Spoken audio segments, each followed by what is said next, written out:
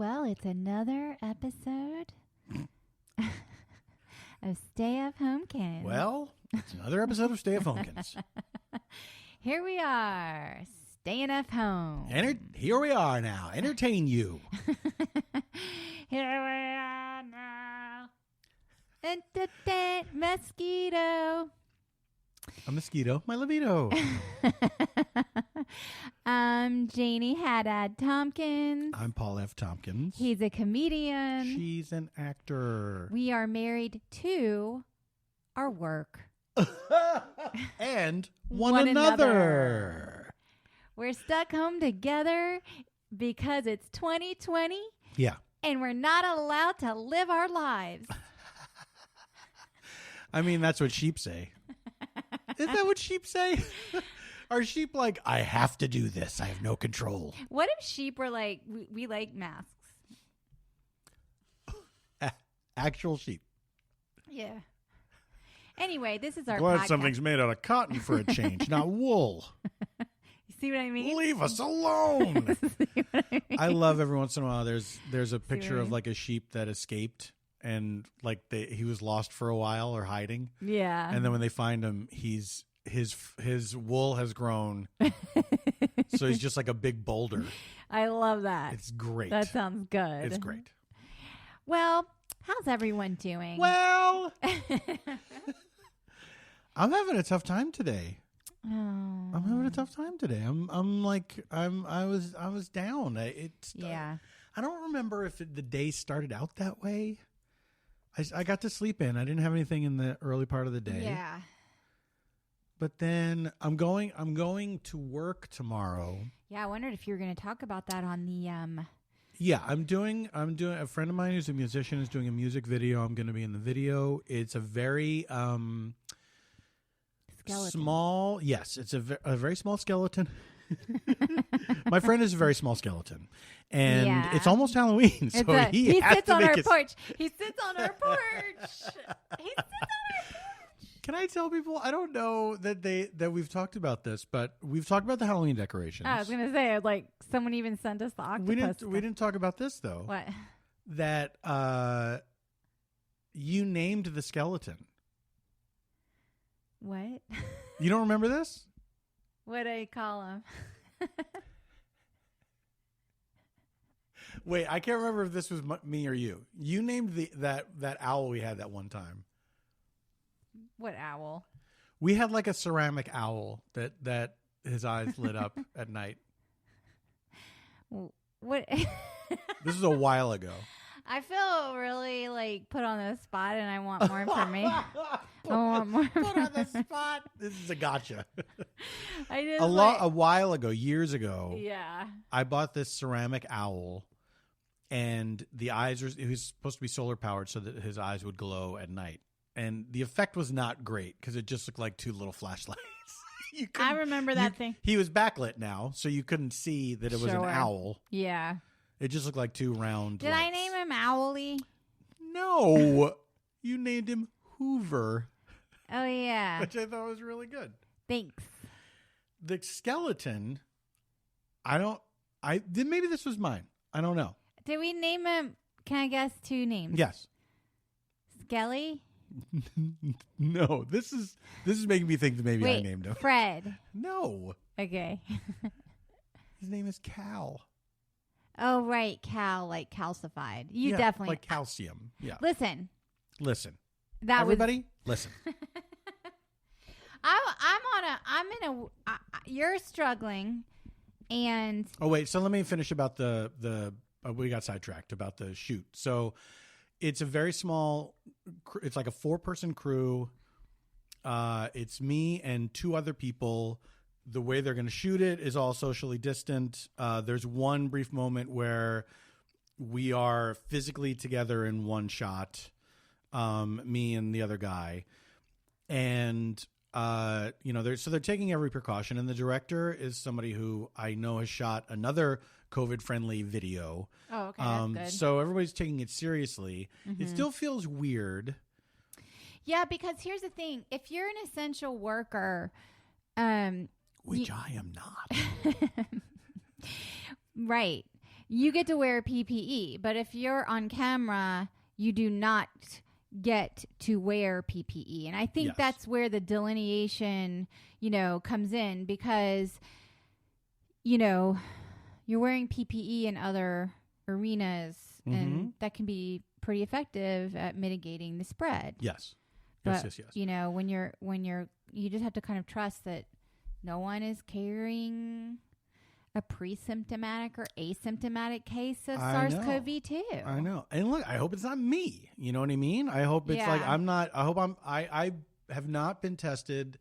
We haven't been tested, and we probably should have done it by now. I have like such mixed feelings, because it's like I haven't been exposed to other people other than you.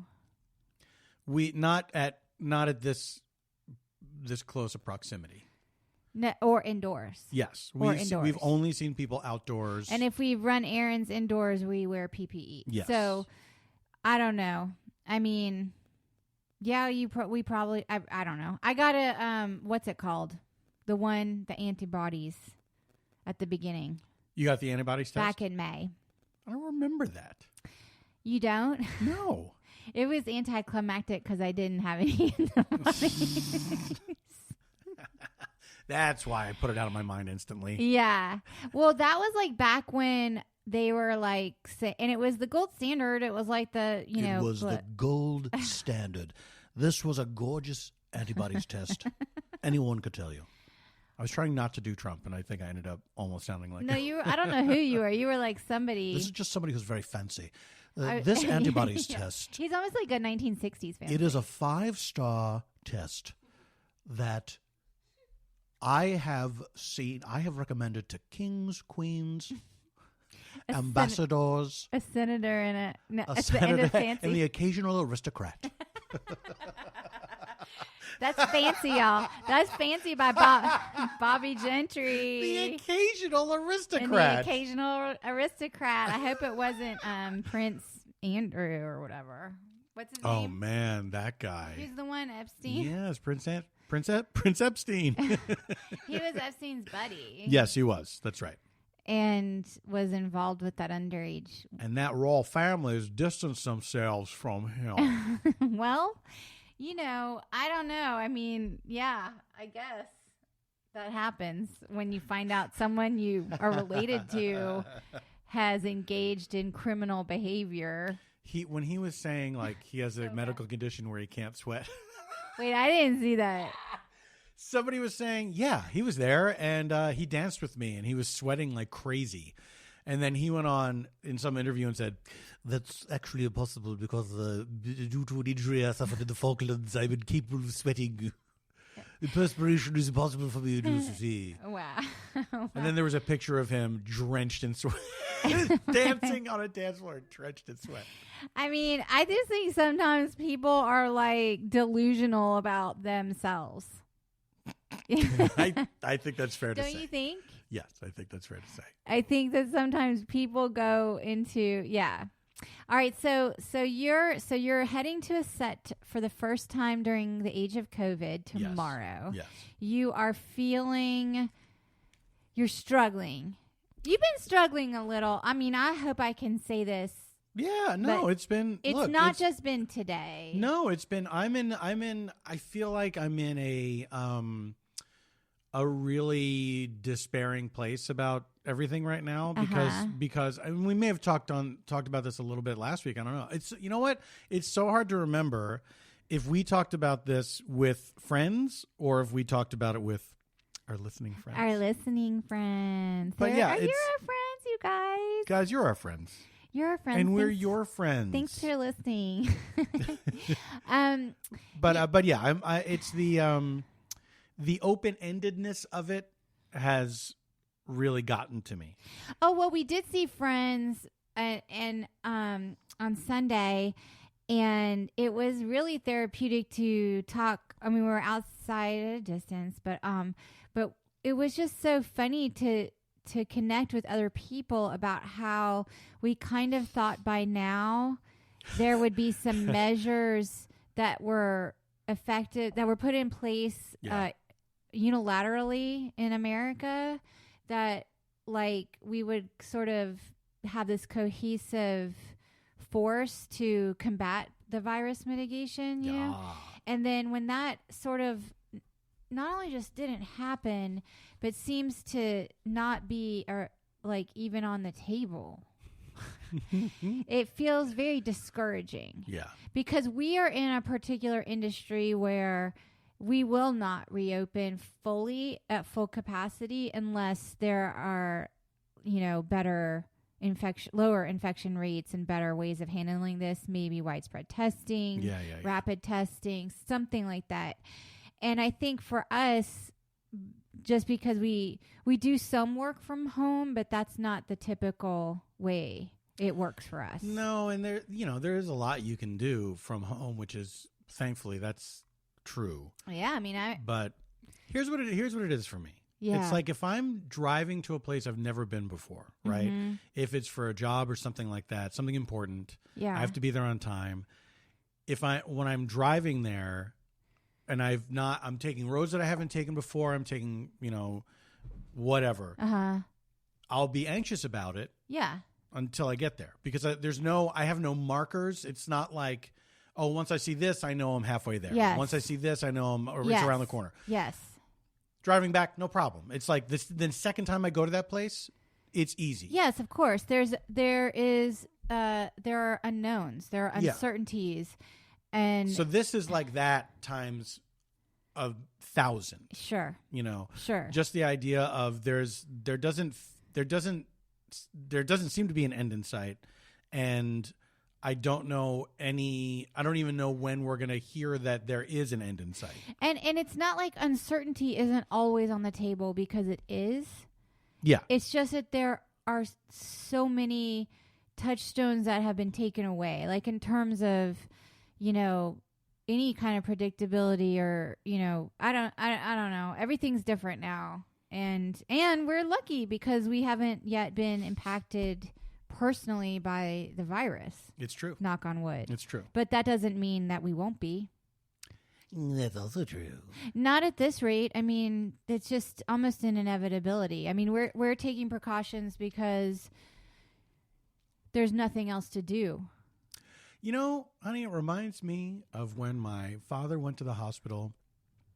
He went to the doctor for a checkup and was found to have I think it was like a non-Hodgkin's lymphoma. Mm-hmm. It was very mild. It was a very mild thing. This is in my vague memories of it because he didn't. Then he ended up being killed by a heart attack after being hit by a car. But I remember my younger brother, Alan, telling me something that I've thought about, I think, every single day. That the doctor said, well, if you live long enough, you're going to get some kind of cancer. Right. Good to know.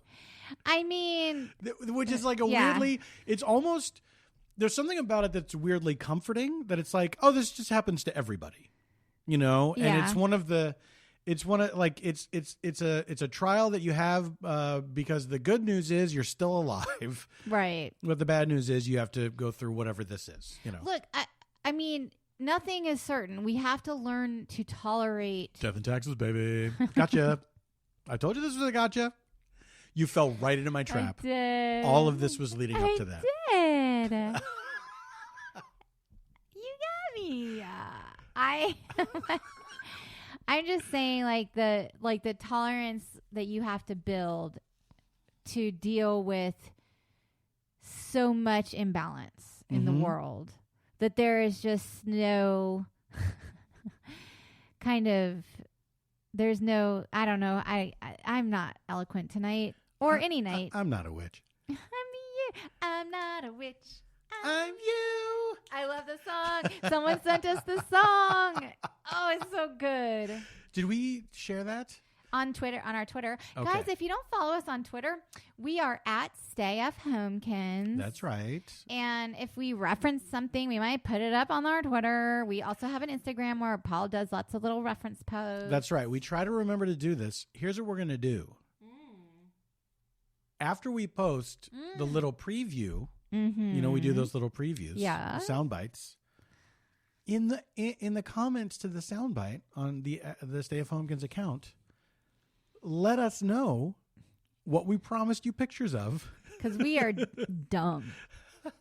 We don't take any notes, and we don't remember anything. We are dumb. This is not a stream of consciousness podcast for nothing, guys. Yeah, it's not a stream of consciousness podcast for nothing, guys. It's you get what you pay for. You get what you get, and you don't get upset. I get what I get, and I don't get upset. But other people get what they get, and they do get upset. I've noticed that too, and I don't like that. Like, I really do not like that. I think it runs contrary to the saying. I think it totally runs contrary to the saying. Yeah. I think that if you are not making an effort to combat your impulses toward meanness and whatever it is, negativity. You could be the president.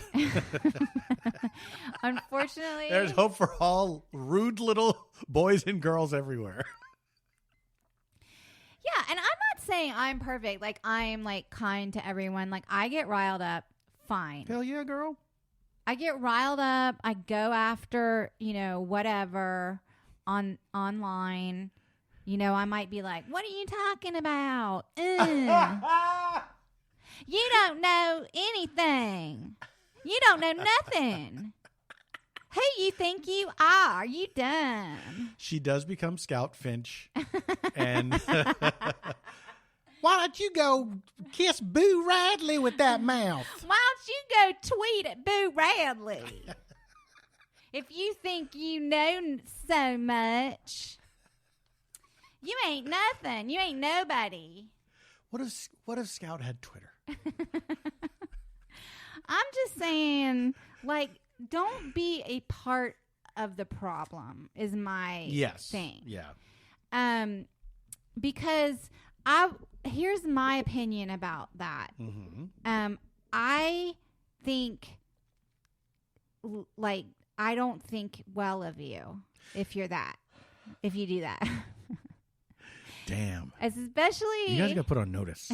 If I'm on the receiving end, which also means by design, Paul is on the receiving end, because you insult me, you insult Paul. You insult Paul, you insult me. That's the way it works. And you might be like a redneck. Wait, maybe my If you insult Paul and also insult me, you just might be a redneck. If you insult anybody online, you insult anybody online, you just might be a lowlife. That's going to be mine. Low life. You might be in low life. You might be a low life. Yes.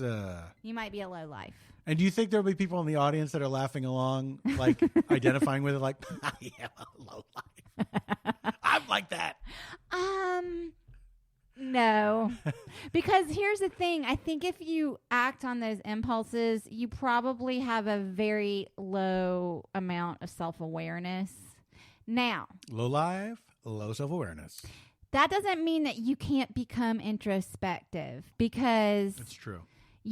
All you have to do is stop thinking about your rage and start thinking about how you're still a rat in a cage.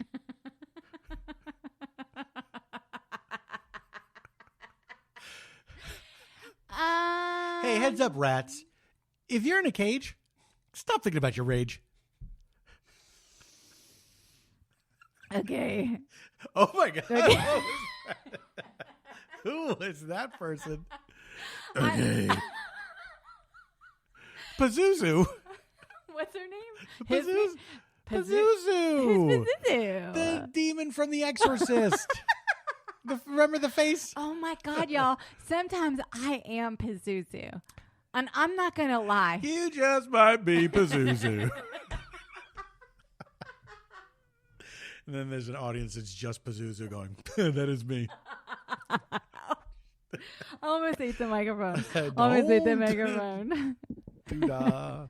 If you do this. You just might be Pazuzu. Oh my God. If you possess a little girl in the Washington, D.C. area in the 70s and tell an astronaut he's going to die in space, you just might be Pazuzu.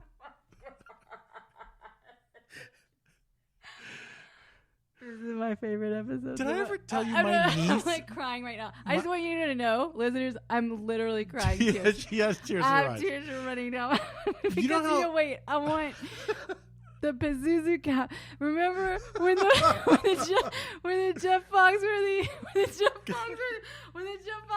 thing came out and it was so fucking popular and he made like $1 million a minute, and then I think someone even gave me the Jeff Foxworthy a day calendar. Oh my God. So you might be a day.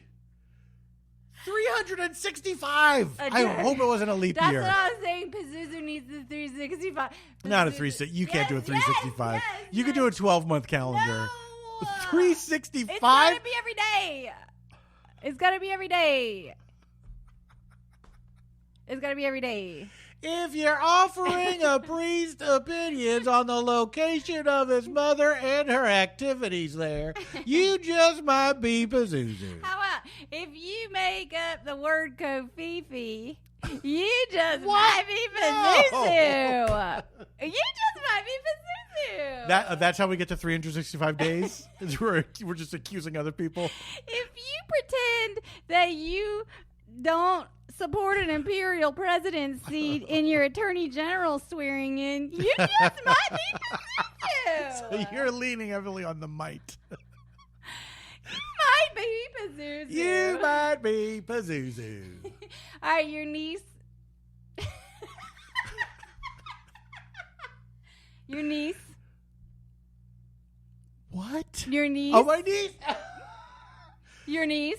Your niece. Your niece. Okay. Okay, It's by the it's way- starting to scare me now. I don't, I'm here. I'm with you, man. I'm with you. By the way, I'm here. I'm with you.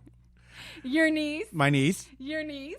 This was many years ago. You know, some kids get into when they hear about death or they learn about death, Yes.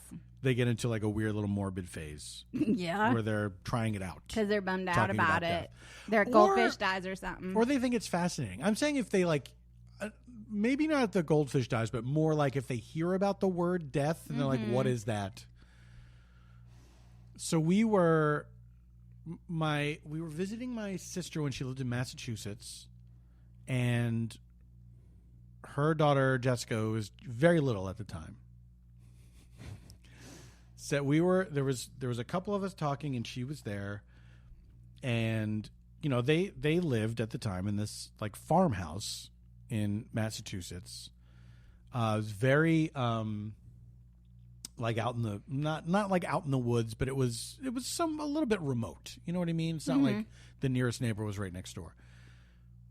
And this was broad daylight, but we were talking about something, and my niece said something I couldn't quite hear, and I said, "What did you say, Jess?" And she said, "You could die here." And I said, "Did you say you could die here?" I was like, "Yeah, you could die here." She must have been like 4. Like she was a little kid. But she had to have heard that somewhere. Yeah. And she also told my mother at one point, "You're going to die on," and she gave like a date. Wow. Which turned out not to be true. I was going to say, did you write it down just to cross-check? No, but what a terrifying thing for a child to say, "You're going to die on this date." Yeah. That is creepy kid stuff is creepy. Yeah, man. You know? When a kid is creepy, there's nothing creepier. There's nothing creepier. Oh, Like a spooky la, kid. la, la, la, la. Come play with us, Danny. Yeah. Forever and ever. Yeah, man. Yeah. Have you known any creepy kids in real life? Oh.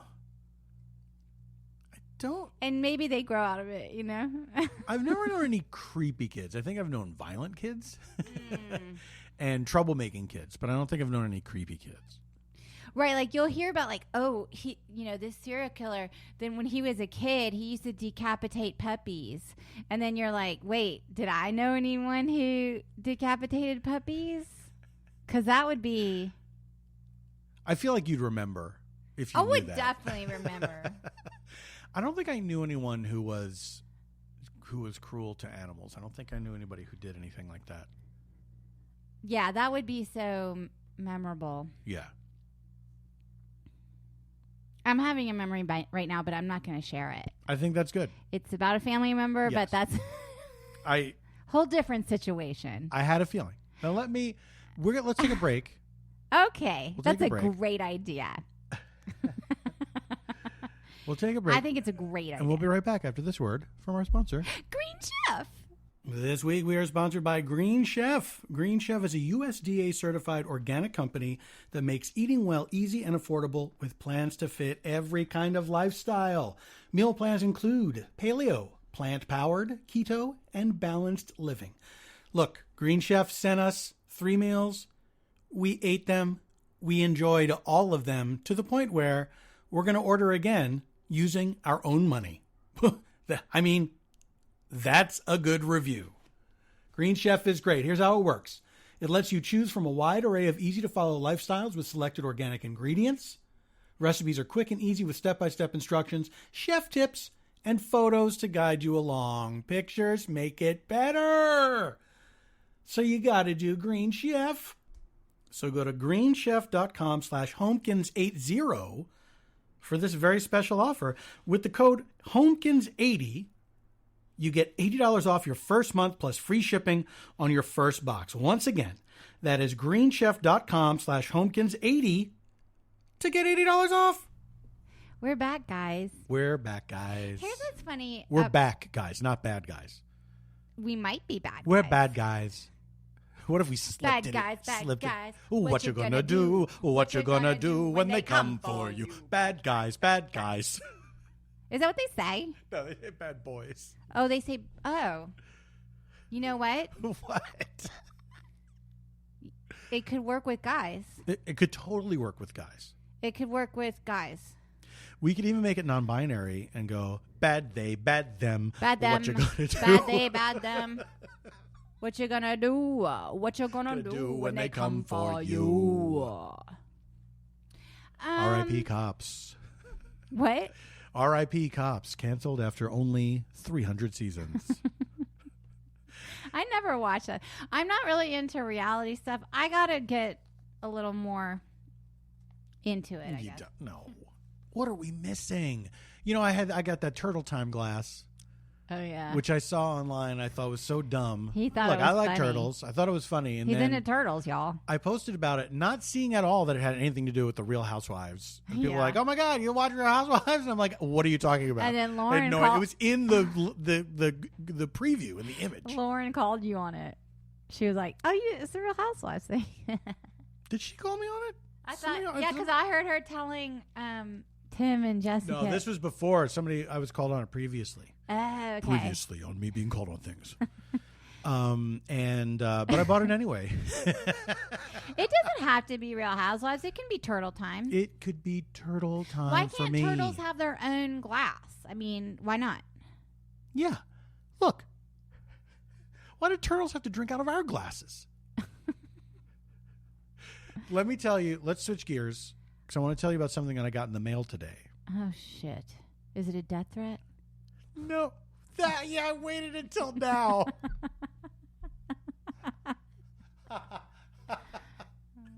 No, it is not. Well, you know what? In a way, it is.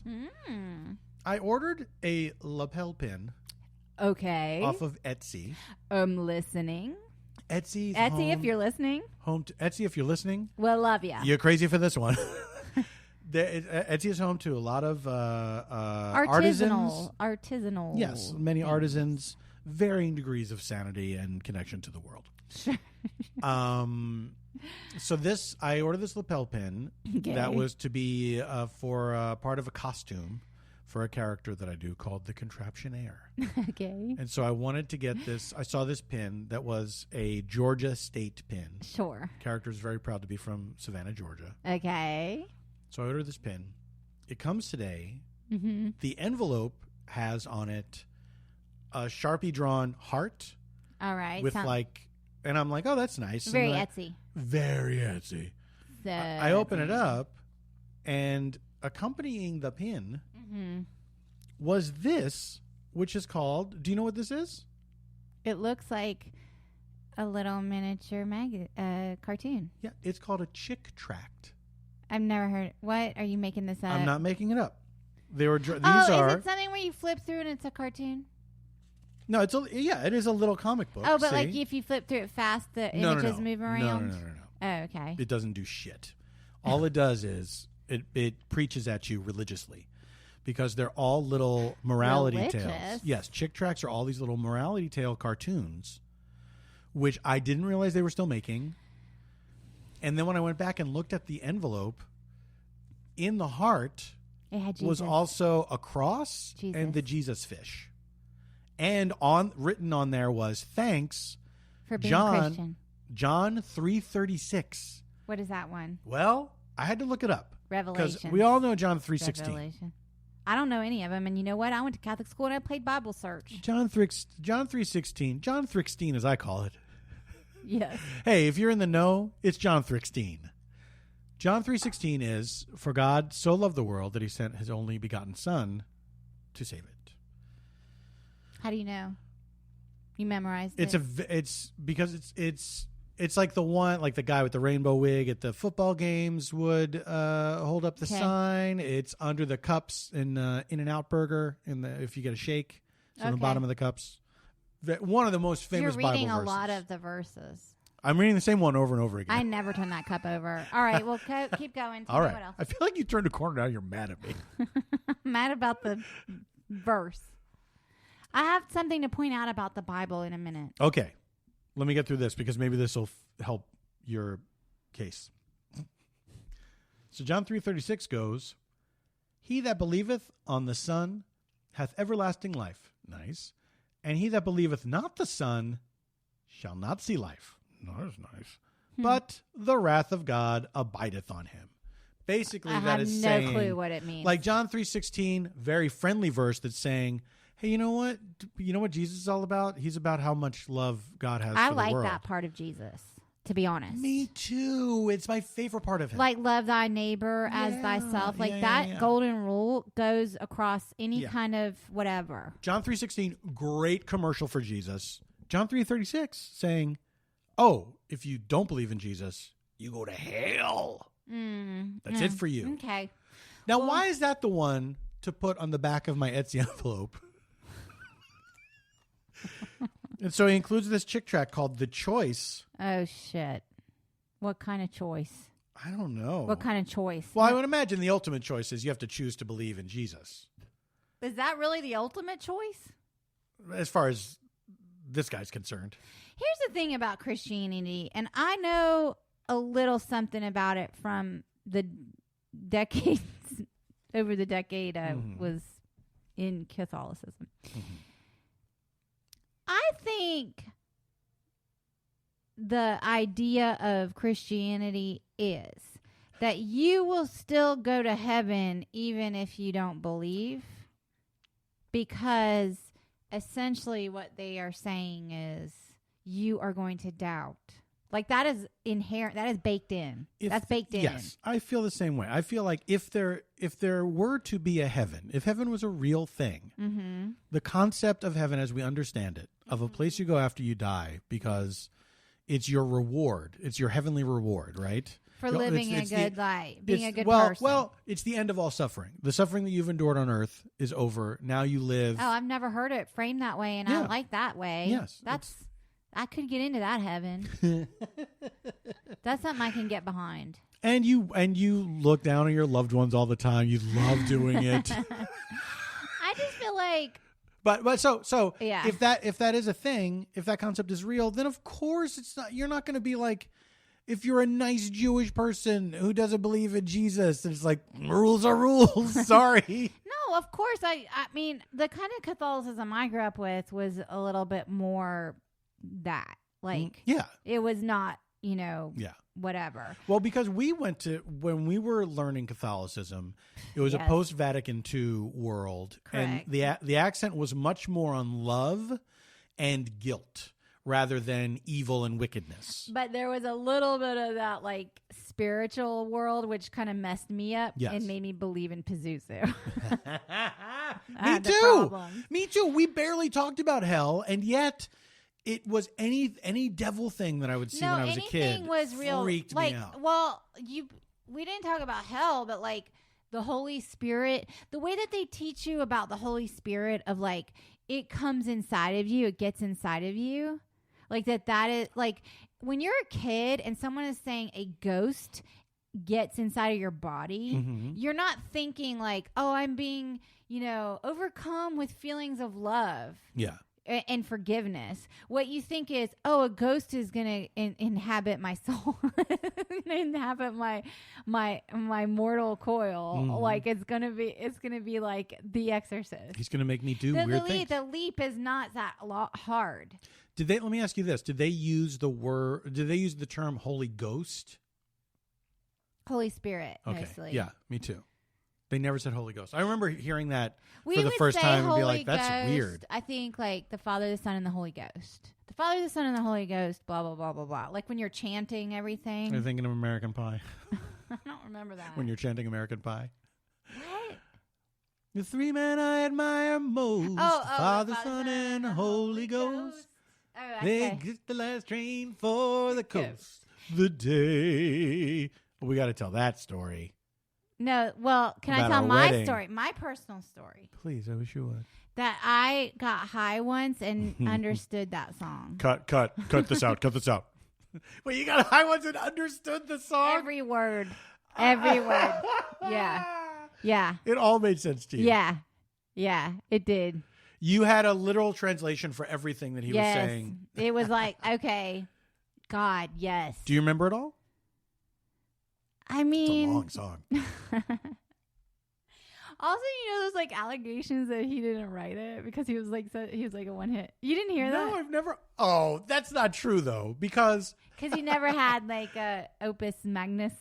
He never had. I think that's his most successful song. But I remember listening to that whole album that's on. You did? Yeah, yeah. Is Vincent? Yeah, absolutely. That's a good one. Vincent's on there. It's that one brings you to tears. And it's definitely he wrote these songs. Of course he wrote them, but like, whatever. Wait, I just want to get a quick word in about our sponsor really quick about Green Chef because just so you know, we tried Green Chef because they're sponsoring us this episode.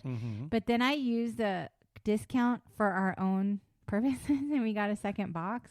And we ate the meals this week, and they were really good. They were all really good. Yeah. And then I took a picture of each one. And Paul can put them on the reference Instagram. This is bonus Green Chef advertising they did not pay for. They didn't pay for it, but I actually want to talk about it just for a minute, only because if you're sort of like, well, I cook.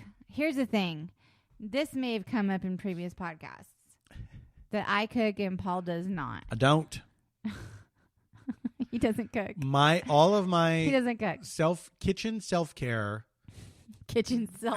atrophied when we got together because you cooked so much. Atrophied? Yeah. There was more to what did you think before we met?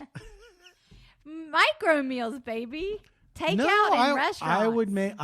I did very limited cooking, but I could make pasta for myself. You know what I mean? Like I could do things like that. I could do bachelor cooking for sure. Really? Yeah. Well, all I know is I know you fry yourself an egg in the morning. I get that. That's fine. I do like to cook breakfast, and I'll make all kinds of breakfast things. When Paul makes himself a sandwich, even when Paul makes himself a sandwich, I'm like, what is going on? That is not a sandwich. What? What is this? Why do you make sandwiches like that? What are you talking about? You just take some bread. Yeah. You don't even freaking toast it. Then he slaps on whatever lunch meat and cheese and slathers whatever on, and like that's his sandwich. Like there's no like design involved. There's no building. There's no like flavor layer. Like what am I, Dagwood? I just like I can't even deal. Like like when I make a sandwich, like there are so many ingredients. You make restaurant style sandwiches. It's true because sandwiches are so good. They are good. No, they are to be treated with respect. You're saying I'm disrespectful to sandwiches? I don't know what that sandwich is that you make. It looks like prison. It's still prison. It's still a sandwich. I'm just if I look. He's like in a hurry and he's like eating. It's true. That's exactly right. If I'm at that point, I'm eating just because I'm hungry, and I'm like, let's get this over with, so I'm not hungry food anymore. In my belly and like not. That's right. But like I've got like stir it all up. Jars and like tinctures, spreads and like vinegars and just like it's like exotic spices from the Orient, arugula. Like it's like insane. It's true. Like, it's very true. I'm like, oh my God. Like sometimes I feel so bad for Paul, and I'll be like, I'm gonna make a sandwich. Why don't I make you one? Because I can't like deal with him eating. Is that why you always give me half a sandwich? My sandwich. I'm like, I made the sandwich, and then when I cut it in half, either diagonally or horizontally, it depends. New York style or Beverly Hills style, depends on how I'm feeling that day. Like, and then you see in the slice the care, all the beautiful, the love, all the beautiful treasure that's inside. Like I cannot deal. Like I'm like, oh my God, Paul has to have houses. Tell me about this New York Beverly Hills style distinction, which I've never heard before. Really? New York is triangular and Beverly Hills is in half? Is square? Yes. I've never heard this before. That might be my dad thing. It might be my dad thing. What? Wait. My dad will be like New York, Beverly Hills. New York style or Beverly Hills style? He'll ask you if that's this how way you or want this way. No, I get the different styles. That's how I'll ask you. He would make a sandwich and then ask you how you wanted it cut. Yeah. I've never heard that before. What? I think that's very cute. Guys, okay, Paul doesn't even cut his sandwiches in half. Like what? I didn't know that this was what? Lurking under the surface this whole time. It's not like it was lurking. It's just that like I just like Why dirty a knife? We just have very different relationships with food, which is a normal. We do. I think it's super normal. Hey, opposites attract. I'm not saying my personal relationship with food is particularly like the right one or the healthy one.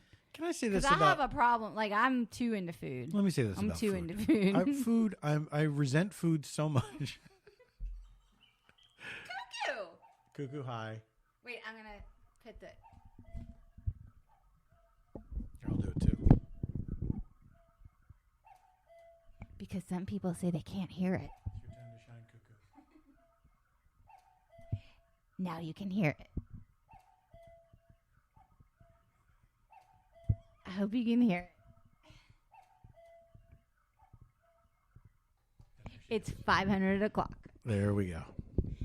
Wait, you hate food, or what were you saying about food? You resent it. I resent the need for it. Really? Yes, I do. I like food. I like food, but when I'm hungry, like really hungry, like if I'm doing stuff, if I'm like working, busy, whatever, like needing food, and then also I hate the emotional trick of food. Which is what? Which is like if I'm feeling anxious or something or bored or whatever, and then it's like, I'll eat some popcorn. Sure. Well, come on. Now I got to do the work of not doing that? Yeah. I mean, here's the thing. I feel resentful about like going to the bathroom. We talked about this on Freedom. Oh, you did? It's absurd. Sorry, Freedom. It's absurd. This is our toodum. It's absurd. It's absurd that is still the way that we do this. It interrupts the flow of everything. It ruins everything. It's undignified. I have a different relationship with food, I think, because unfortunately for me, food is much more pleasure than fuel. And that's what I struggle with. It's both for me. Like it's one or the other. It's the extremes. It's either like I really love this, but you know what? I think primarily it is fuel. But if I go out to a restaurant, then it's like it's all about that experience. Sure.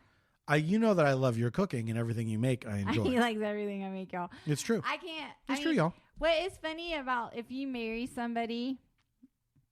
I think this might be universally true. I'm sure we'll hear from our listeners if it is or not. I'm sure we will. We love hearing from y'all. I love the emails, the tweets, the comments, everything. If you are someone who cooks and your partner does not cook, does your partner universally like everything you cook because they don't cook? Because it's like magic to them, isn't it? It's like it's just like a ride. I've eaten other people's cooking before. Not on a daily basis in your own home, though. In your own home. But you're making it sound like I don't understand how food is made. It just like appears and you have like a home cooked meal and you're like, this is so good. Also, I cook with a lot of salt, y'all. I'm not going to lie. It's very true. I'm not a vegetarian. I'm sorry if this offends your sensibilities. If you're an animal listening to this, I hope you're one of the ones we don't eat. Otters. I cook in a lot of fat and salt. I like to cook I like to make stuff like flavorful. Mm-hmm. Like I am not like I will cook in like animal fat. That's the thing I will do. The most alarming thing is if we are eating something and you say it's a little salty.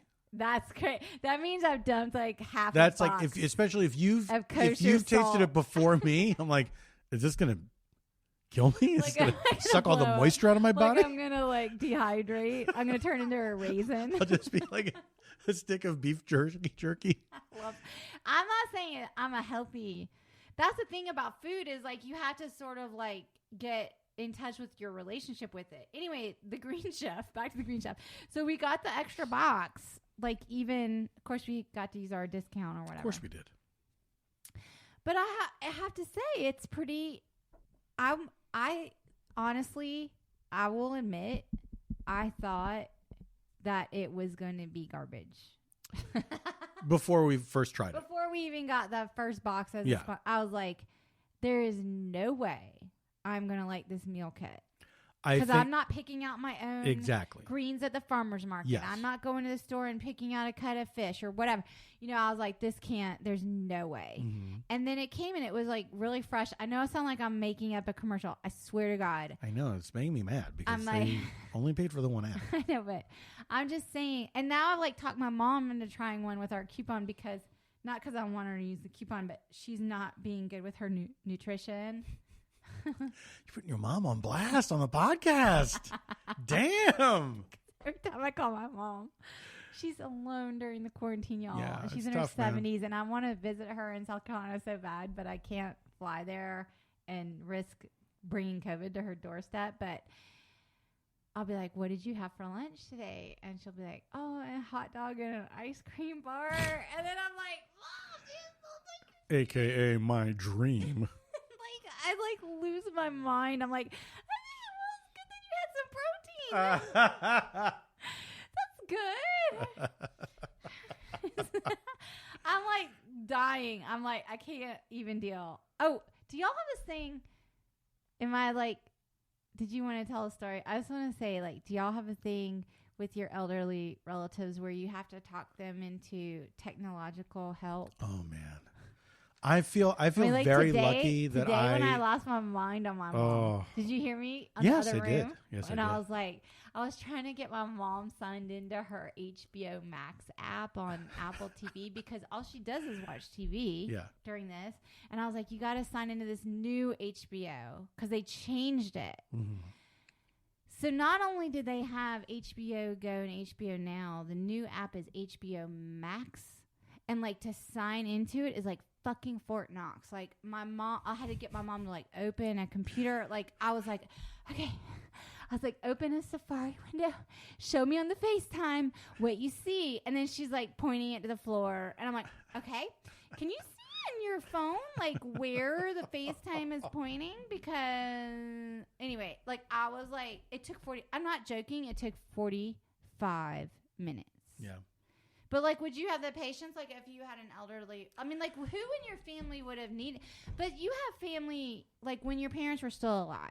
Yes, when my parents were still alive. They had family near. Yes. When I was out here, my brothers and sisters were all back there. So they would have been the ones to help with that stuff. Truth to tell, I don't know. Like, my mom lived long enough to have email. You know what I mean? Right. 2007, she passed. It was 2007. It was 2006. Was it really? Yeah.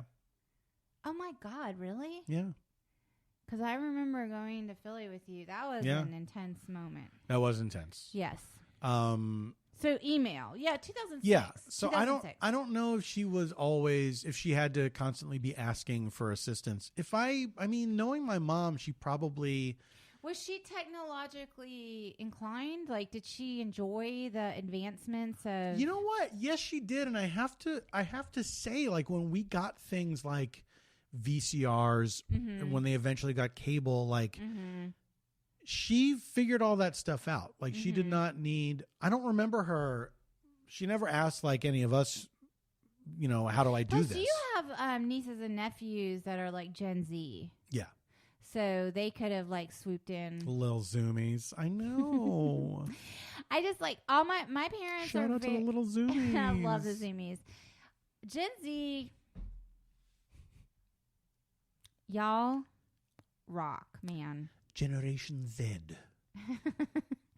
Gen Z is like, it makes me wish maybe I could have had a kid because it would have been a Gen Z.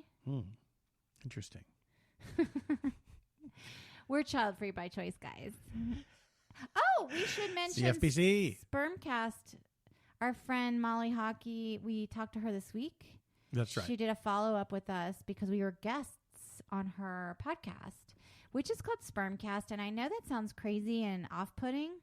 However, it is a podcast about her searching for the perfect sperm donor because she is wanting to birth a child by herself.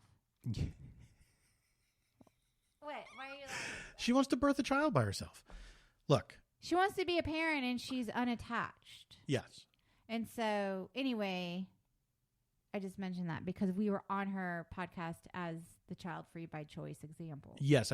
That was a couple years ago, right? That we did that? Was it last year? Last year. Oh, Jesus.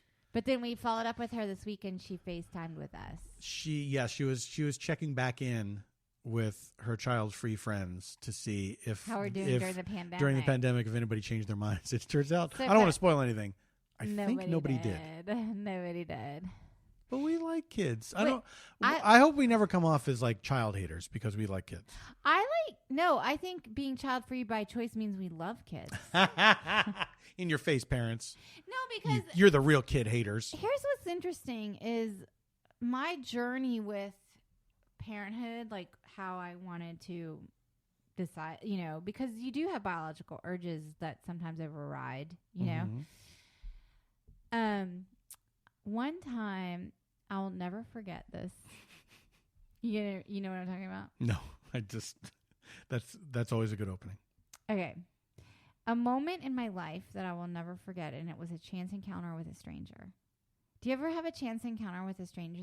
I know you mentioned earlier that you had an exchange with your little brother, Alan, that you never forgot, where the doctor said we're all going to have some cancer if we live. Yes. Okay.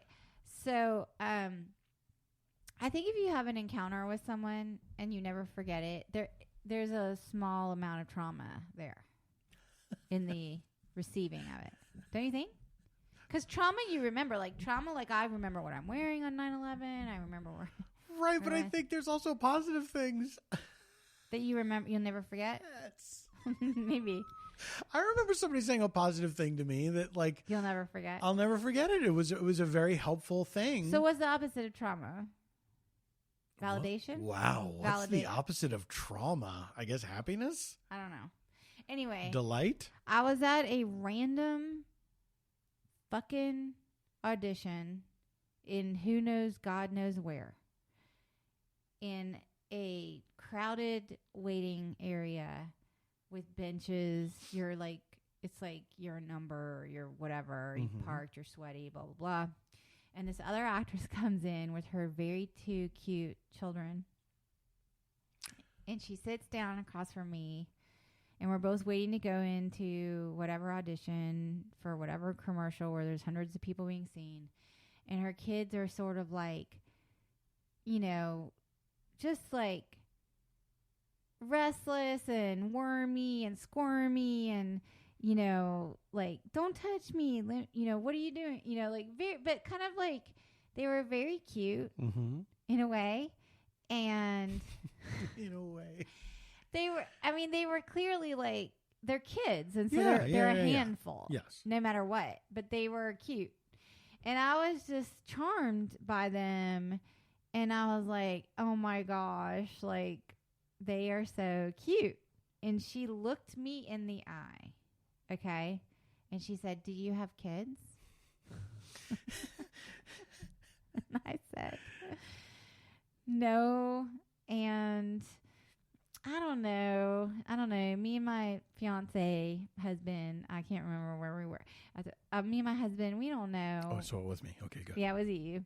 I was like, we don't know, but, you know, whatever. And she held my gaze. And she said, if you don't want them so badly it hurts, don't do it. Jeez. And her message to me penetrated my body on like a cellular level. Yeah. I had never heard such honesty from someone or surrounding kids in my life, because I had kind of been like, you know, I have friends that are like, oh my God, you'd be such a good mom and da da da da da. And I'm like, okay, what's the motivation here? Like, do they want me to like enter the club, or do they honestly think we need another human in the world that needs a good parent? Like, I don't know. And then this was an encounter with a stranger. Okay.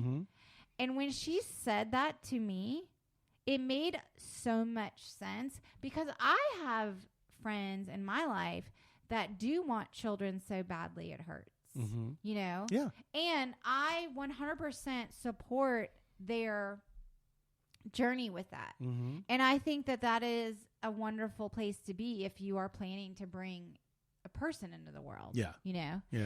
But I also, like, I was kind of the mind as in my childbearing years of like, oh, if it happens by accident, that'd be great, because I don't have to make the decision. Like, I would just...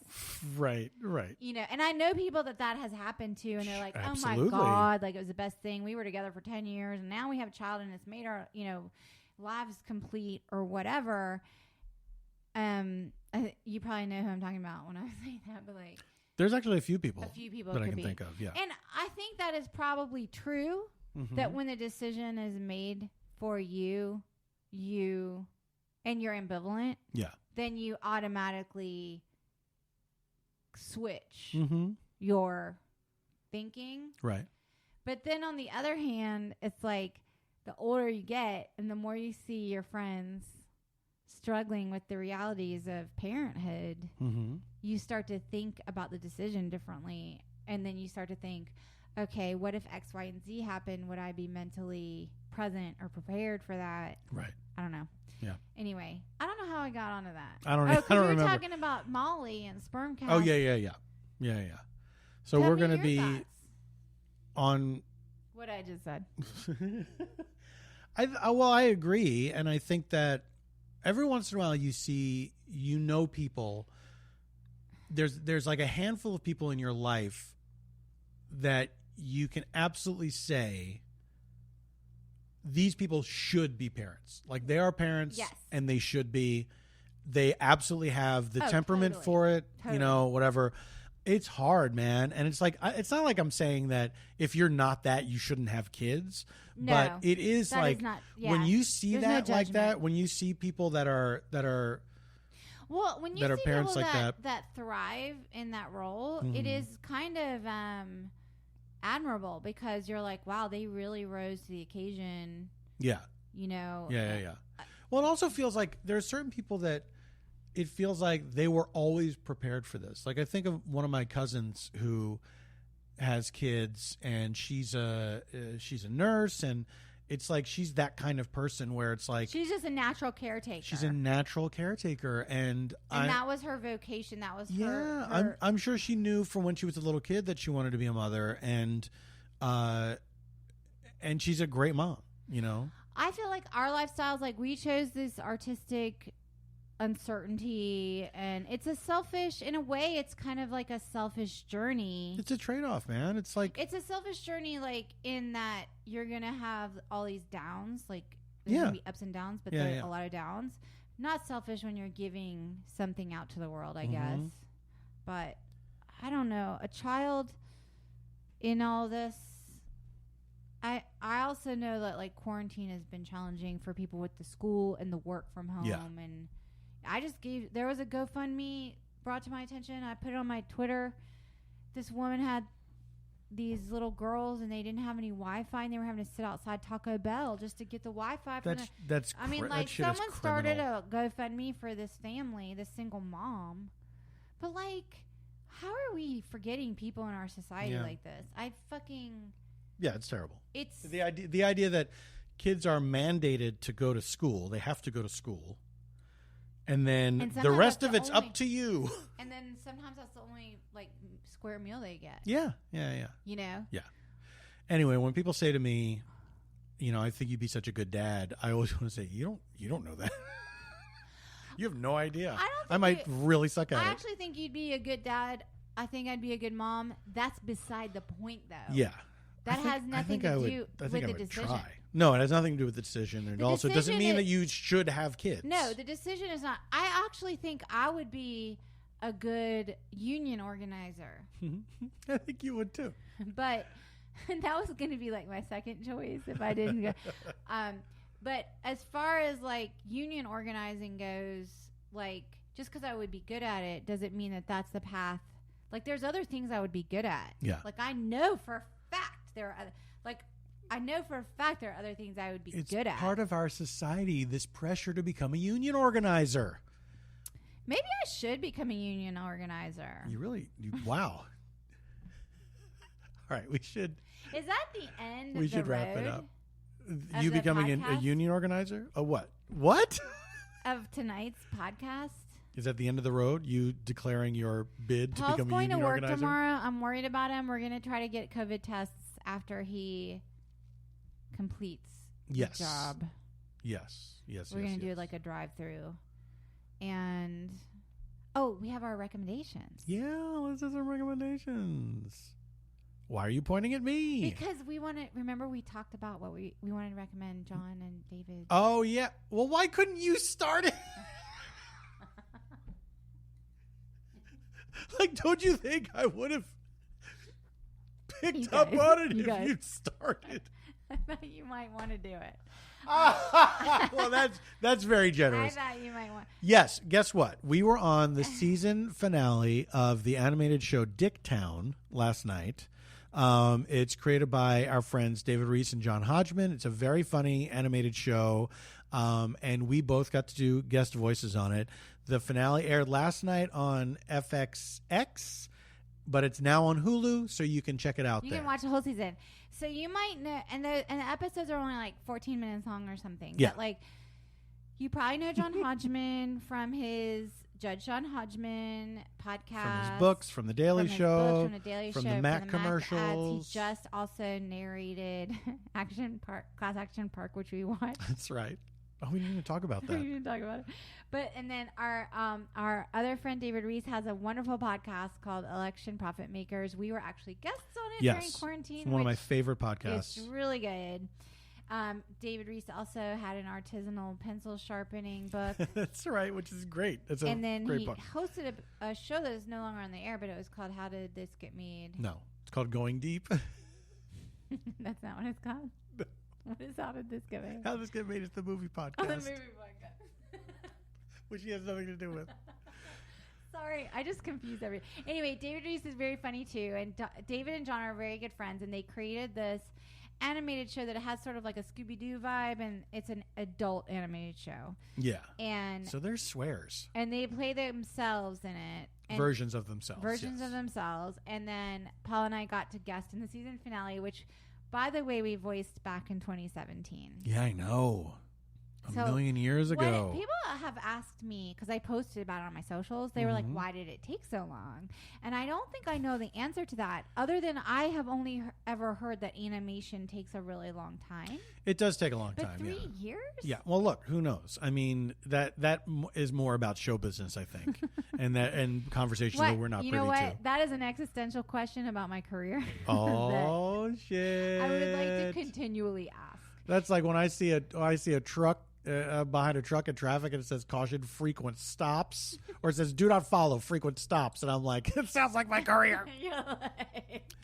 All right. Anyway, so we got that's our joint recommendation. We got to be those characters, and just so you know, we did not voice them together at all.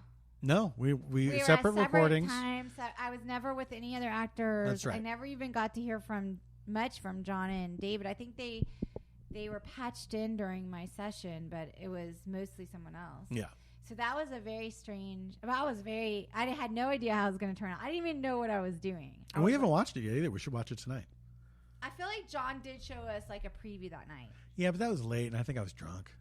You were definitely drunk that night. Fuck you. Oh my God, he totally was, y'all. So is John. Shut up! He was. I have been wanting to recommend this, and I keep forgetting. Mm-hmm. If you have not listened to the podcast, Cocaine and Rhinestones, it's one of my favorites. And the reason I remember it is because it's the only Patreon I'm a member of, because a lot of the podcasts I listen to have advertisements and are not Patreons. But this is a podcast about country music in the 20th century. It cuts off at the 20th century. So Tyler Mahan Coe is David Allan Coe's son, and he put together this docu-series podcast. There's a season 1 out where it's just a bunch of different country artists, and it is so detailed and compelling. And I would highly recommend it, and I'm very much looking forward to season 2, where he is going to focus solely on George Jones. But it is not quite ready for release yet. But I wanted to plug it because I don't know if a lot of people know about it. Yeah. And how good it is. It's a terrific podcast. But my friend Phil, he brought it to my attention originally. And then once I got into it, like there were certain episodes I listened to more than once, especially about like the female country artists like Bobby Gentry or the Judds. Like those are my favorite episodes. Yeah. But like I just think it, like if you like country music and you like history and all of that, it's very good. And I got really into Tyler Mahan Coe's like vibe. Yeah. So did you have anything else? Yes, I want to recommend a new season. I want to recommend all the seasons, but they have a new season that just came out this week of a podcast called This Sounds Serious, which is made by some very funny Canadian people that I know. It is a parody of a true crime podcast, like a Serial or something like that. They do it. They're in their 3rd season now. They do a different, made up crime every season. It's the kind of thing, like if someone told me about it, I'd be like, I don't know about that. It's so funny. It's so funny. I heard you listening to it this week, and I actually got into it a little bit because it does echo my personal real true crime. Yeah. Like, no, it like, has a very like realistic, grounded. They do it so well. They do it so well, but it's really, really funny. There's a satirical oh, for note sure, to yeah. it. Like no, but it's hilarious. It's you really and funny. You're Canadian. I know. I love my Canadian people. Oh, I'll be returning to the Sunday Service. My friends, the Sunday Service in Vancouver, have invited me to do their show this Sunday, 9 p.m. Pacific. How can people find that? That's just, I think, the Sunday Service, SundayServiceComedy.com, or search for Sunday Service on the socials. Search for the Sunday Service Improv on YouTube, and you'll see their channel. And I follow them on Instagram. Everything gets confusing because of Kanye West, but why? Because he was doing this fake church thing. Oh, right. The Sunday Service Canadian Improv Group. Yes. I got to see them back in October. We went to Vancouver, and I had never seen them before. And I knew Paul had played with them before, but because it's live, I never. Yeah. And I was just blown away. Yeah. I thought they were. They're so funny. I'm not an improv fanatic, but this is accessible to everybody. Yeah, this is for everybody. And this. So back to This Sounds Serious. A lot of those people are involved. Oh, good. So that podcast has 3 seasons. They're all standalone seasons. You don't have to listen to them in order or anything. Mm-hmm. You don't have to listen to the seasons in order. But I think you should. I honestly, they're short seasons. Start with season 1. It's really, really funny stuff. Yeah, listen to your comedy podcast. Listen to your country music. You just might hear me pop up on an episode or two. Oh, I didn't hear that one. Did you hear me say that just now? I heard you say it just now. That was supposed to be private for me, the listener. All right, we got to wrap it up. Well, y'all have been great. Thank you for following us. Hey, guys. We got to go, but thank you for having us. Thank you for following us at stayfhomekins on Twitter and Instagram. Thank you for emailing us at stayfhomekins@gmail.com. And thank you for leaving us 5-star reviews on iTunes. Yes, thank you, everybody. We really appreciate your listenership. And hang the fuck in there, y'all. Hang the fuck in there, y'all. We'll be back next week. And until then, stay safe, stay sane, and stay home.